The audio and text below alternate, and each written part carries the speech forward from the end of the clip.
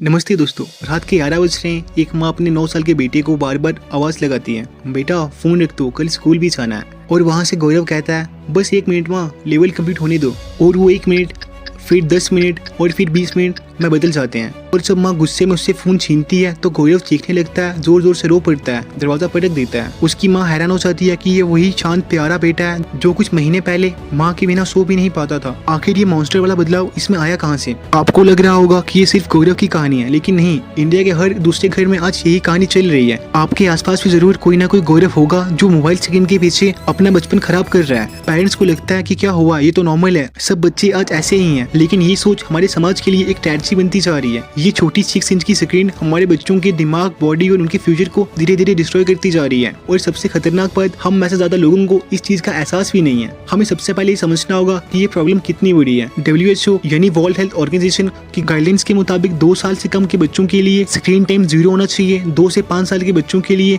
Maximum 1 घंटा per day और 6 से 12 साल के बच्चों के लिए 2 घंटे से ज्यादा बिल्कुल नहीं। लेकिन UNICEF की 2024 की रिपोर्ट ने जो डाटा दिखाया है उसने पूरी दुनिया को हिला के रख दिया है। इंडिया के 65% बच्चे 3.4 आवर्स मिनिमम स्क्रीन के सामने बैठे रहते हैं और लगभग 28% बच्चे 6-7 घंटे से भी ज्यादा स्क्रीन पर टाइम स्पेंड करते हैं। सोचिए, 6-7 घंटे। पहले के बच्चे इतना टाइम स्कूल, खेलकूद और पढ़ने में लगाते थे। वो टाइम जो पहले क्रिएटिव एक्टिविटीज, फिजिकल गेम्स में जाता था, वो अब सिर्फ एक ग्लोइंग स्क्रीन पर वेस्ट हो रहा है। इसका इम्पैक्ट सिर्फ फिजिकली नहीं है, बल्कि ये उनके इमोशनल और सोशल डेवलपमेंट को भी तोड़ रहा है। हार्वर्ड और स्टैनफोर्ड यूनिवर्सिटी की रिसर्च ने एक और शॉकिंग फैक्ट बताया कि जब कोई बच्चा गेम खेलता है या एंटरटेनिंग वीडियो देखता है तो उस टाइम उसके दिमाग में एक डोपामाइन नाम का केमिकल फ्लो करता है। डोपामाइन एक ऐसा केमिकल है जो हमें फील गुड का एहसास देता है। जितना ज्यादा स्क्रीन टाइम उतना ज्यादा डोपामाइन रिलीज। और जब आहिस्ता आहिस्ता हमें इसकी हैबिट हो जाती है तो फिर हमारा ब्रेन और डोपामाइन की डिमांड करता है, बिल्कुल वैसे ही जैसे ड्रग्स का एडिक्शन होता है। साइंस कहता है कि मोबाइल एडिक्शन का ब्रेन पर उतना ही इफेक्ट पड़ता है जितना कि कोकीन का एडिक्शन होता है। और फिर आहिस्ता आहिस्ता बच्चों को होमवर्क बोरिंग लगने लगता है, रियल वर्ल्ड गेम्स डर लगती हैं, उनको सिर्फ स्क्रीन चाहिए होती है और कुछ नहीं। आप सोच रहे होंगे ये तो सिर्फ एक आदत है, इतना भी डेंजरस कैसे हो सकता है? तो चलिए समझते हैं कि मोबाइल स्क्रीन बच्चों की बॉडी और दिमाग पर क्या असर डाल रही है। सबसे पहले, मोबाइल स्क्रीन धीरे धीरे से हमारी आंखें डैमेज कर रही है। एम्स की डॉक्टर्स के मुताबिक पिछले 10 सालों में हमारी दूर की नजर कमजोर होने लगी, यानी मायोपिया। ये एक ऐसी कंडीशन है जिसमें हमें दूर की चीजें धुंधली दिखाई देती हैं और पास की चीजें क्लियर दिखाई देती हैं। और इसके केसेस पिछले कुछ सालों में 30 to 40% तक बढ़े हैं। पहले चश्मा लगाना 25-30 साल के एडल्ट्स के लिए कॉमन बात थी और आज के टाइम पे 8-10 साल के बच्चे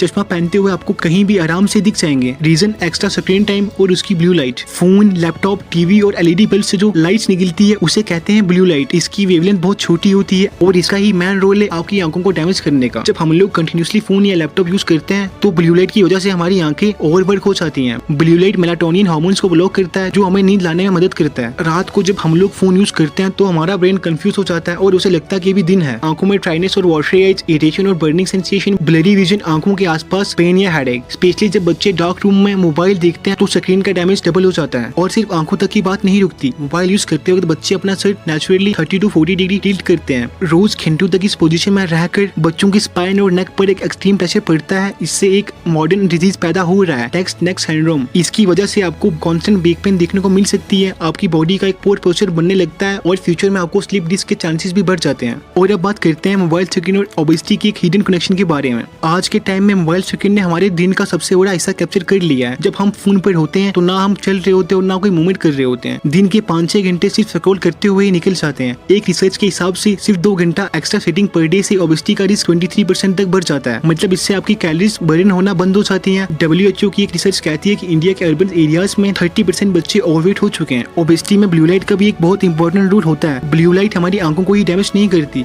ये हमारे हार्मोन्स के साथ भी सेम टाइम पर खेल रही होती है। ब्लू लाइट हमारे मेलाटोनिन हार्मोन्स को ब्लॉक करती है जो नींद को कंट्रोल करता है। और जब नींद डिस्टर्ब होती है तो कॉर्टिसोल यानी स्ट्रेस हार्मोन बढ़ता है और जब कॉर्टिसोल हाई होता है तो बॉडी ज्यादा फैट स्टोर करने लगती है, स्पेशली बेली फैट। नींद खराब होने से लेप्टिन हार्मोन्स भी कम हो जाती हैं जो आपको सिग्नल देती हैं कि आपका पेट फुल हो चुका है। और लेप्टिन हार्मोन्स कम होने की वजह से हमें लगता है कि हमें और भूख लग रही है और हम बिना सोचे समझे ही ओवर ईट करने लगते हैं। और सबसे डिस्टर्बिंग इफेक्ट है अर्ली प्यूबर्टी, मतलब 9 साल की एक छोटी सी लड़की लेकिन उसकी बॉडी की चेंजेस 15-16 साल की लड़की जैसे। छोटी एज में पीरियड शुरू हो जाना, एक्सट्रीम मूड स्विंग्स, इस कंडीशन में हार्मोन जल्दी एक्टिवेट हो जाती हैं। इस वजह से बच्चों को जल्दी ही दूसरे जेंडर के लिए अट्रैक्शन और सेक्सुअल फीलिंग आने लगती हैं। और अगर उस टाइम पे उनका एक्सपोजर किसी गलत कंटेंट से हो गया तो वो छोटी सी उम्र में ही सेक्सुअल एडिक्शन और रिस्की बिहेवियर का शिकार बन सकती हैं। अर्ली प्यूबर्टी से सेक्सुअल अर्जीज को जल्दी एक्टिवेट नहीं करता, बल्कि हाइट ग्रोथ को भी रोक देता है, डिप्रेशन और एंजाइटी का रिस्क भी बढ़ा देता है। इनके पीछे junk food, obesity, extra mobile screen और इंटरनेट पर सेक्सुअल कंटेंट और इवन प्लास्टिक केमिकल जो हार्मोन्स को बिगाड़ रहे हैं। अगर आपके बच्चे के बॉडी में ऐसे चेंजेस आ रहे हैं तो आप उसे इग्नोर ना करें, डॉक्टर से कंसल्ट करें, स्क्रीन टाइम कम करें और उनके साथ टाइम स्पेंड करें और उन्हें अच्छी अच्छी बातें समझाएं।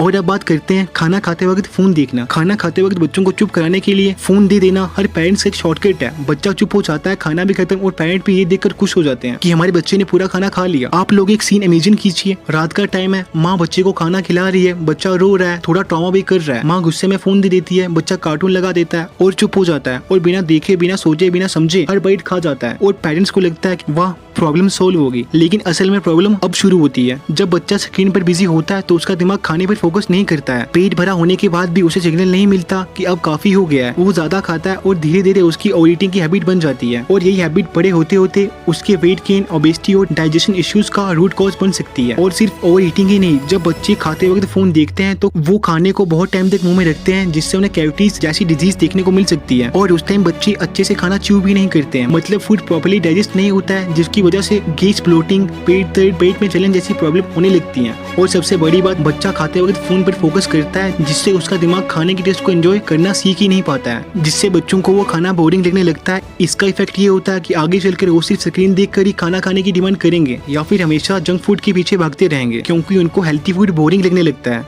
इसलिए बच्चों को खाना खाते वक्त फोन से काफी दूर रखें। खाना खाते वक्त सिर्फ खाना ही, फोन नहीं। आज आपका थोड़ा सा पेशेंस कल आपके बच्चे का हेल्थी फ्यूचर बनाएगा। I don't want food. What do you want? I want Susceptible among us, kids.